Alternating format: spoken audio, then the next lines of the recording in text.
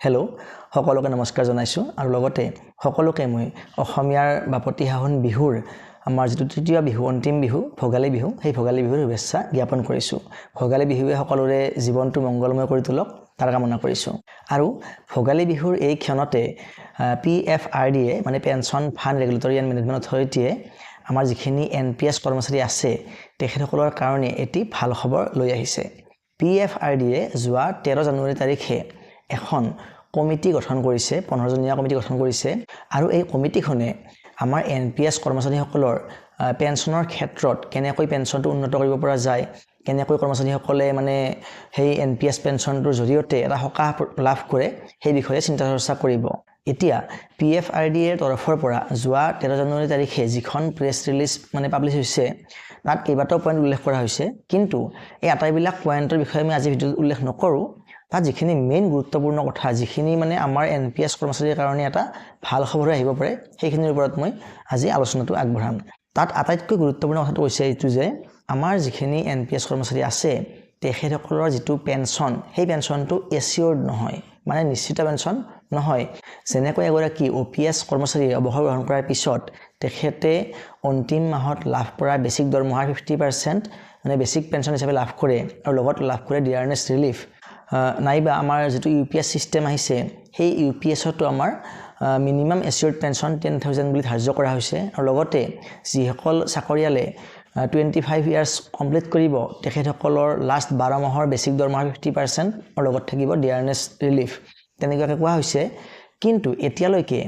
NPS যেটো pension ব্যৱস্থা সেই পেনশন ব্যৱস্থাত এনেকুৱা কোনো ধৰণৰ এচিয়ৰ্ড পেনশনৰ ব্যৱস্থা নাই কিন্তু এই কমিটিখনে NPS যেটো পেনশন ব্যৱস্থা সেই NPS পেনশন ব্যৱস্থাটো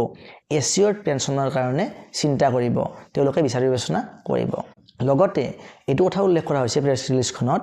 যোৱা 2025 চনৰ 30 ছেপ্টেম্বৰ তাৰিখে PFRDA এখন কনসালটেশন পেপাৰ মানে পাব্লিছ কৰিছিল য'ত মানে NPS ব্যৱস্থাটো সুধৰাবৰ কাৰণে ফিডবেক বিচাৰিছিল আৰু তাত এটা পইণ্ট উল্লেখ কৰা হৈছিল যে আমাৰ NPS ৰ যেটো পেনশন মানে লাভ কৰে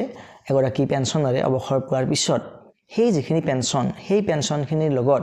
ডিয়াৰনেছ ৰিলিফ দিলে কেনেকুৱা হয় এইটোৱে কৰ্মচাৰী এগৰাকীক তেখেতৰ যেটো পাৰচেজ পাৱাৰ যেটো ক্ৰয় ক্ষমতা হেতু বৃদ্ধি কৰাত সহায় কৰিব নেকি এইটো এটা মানে প্ৰপ'জেল তাতে আছিল তাৰ ওপৰত ফিডবেকটো বিচাৰিছিল এতিয়া সেই সন্দৰ্ভত ইয়াতে আলোচনা কৰা হ'ব মানে হেতু ৰেফাৰেন্স ইয়াত দি দিয়া হৈছে যে সেই যিখন কনসালটেশন পেপাৰ পাব্লিছ হৈছিল 30 ছেপ্টেম্বৰ তাৰিখে 2025 চনৰ তাৰ ওপৰত ভিত্তি কৰি আলোচনাটো ইয়াতে আগবঢ়াব তেওঁলোকে এইটো বিষয়টো মানে বিচাৰ বিবেচনা কৰিব এতিয়া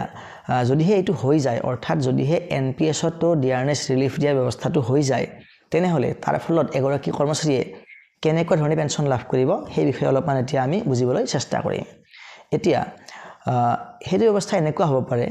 ধৰা হল এগৰাকী কৰ্মচাৰীয়ে অৱসৰ গ্ৰহণ কৰিলে আৰু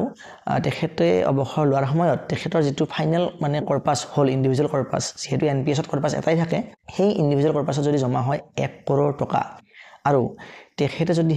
60 লাখ উঠাই লয় 60% টোটাল কৰ্পাছৰ পৰা তেনেহলে ৰিমেইনিং যেটো 40% এমাউন্ট মানে 40 লাখ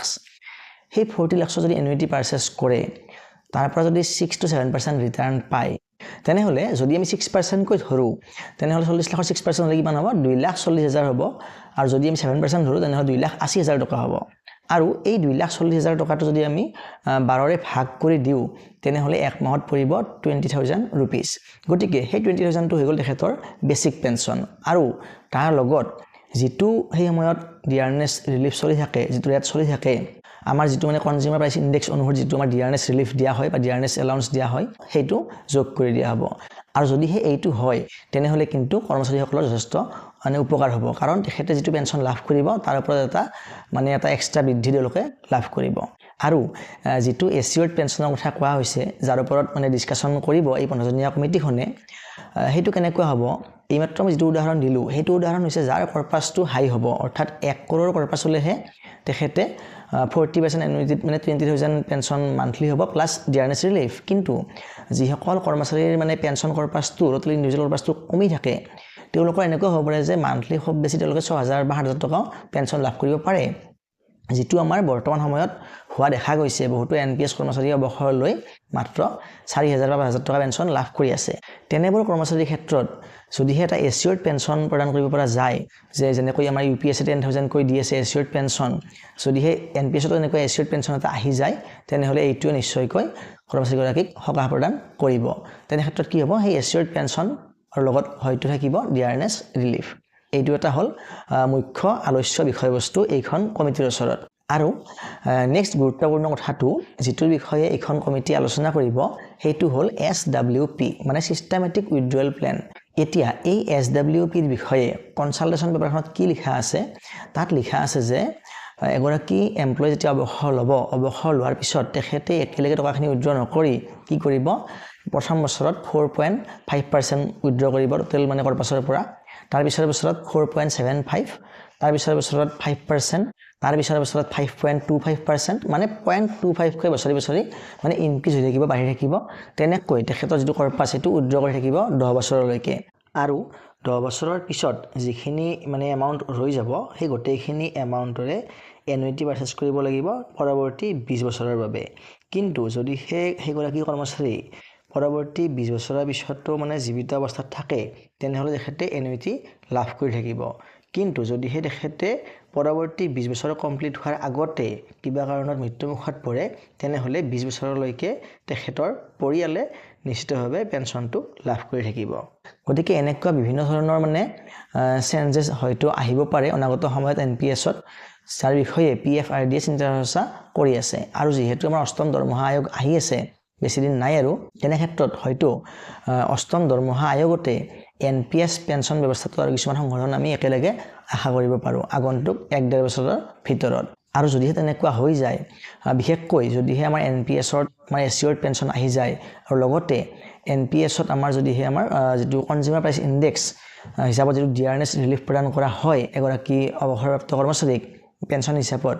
যদি সেইটো ব্যৱস্থা আহি যায় তেনেহলে নিঃসন্দেহে এই ব্যৱস্থাখিনিয়ে বা এইখিনি মানে ৰিফৰ্মেশনে আমাৰ NPS কৰ্মচাৰীসকলক যথেষ্টখিনি উপকৃত কৰিব গতিকে ইনফৰমেশনটো আজিলৈ ইমানেই যদি ভিডিওটো ভাল লাগিছে ইনফৰমেটিভ লাগিছে তেনেহলে লাইক কৰিব শেয়াৰ কৰিব আৰু আগলৈ এনেকুৱা ধৰণৰ তথ্যমূলক ভিডিও পাই থাকিবলৈ আপোনালোকৰ চেনেলটো সাবস্ক্ৰাইব কৰি ল'ব পাৰে পৰৱৰ্তী ভিডিওত পুনৰ লগ পাম ধন্যবাদ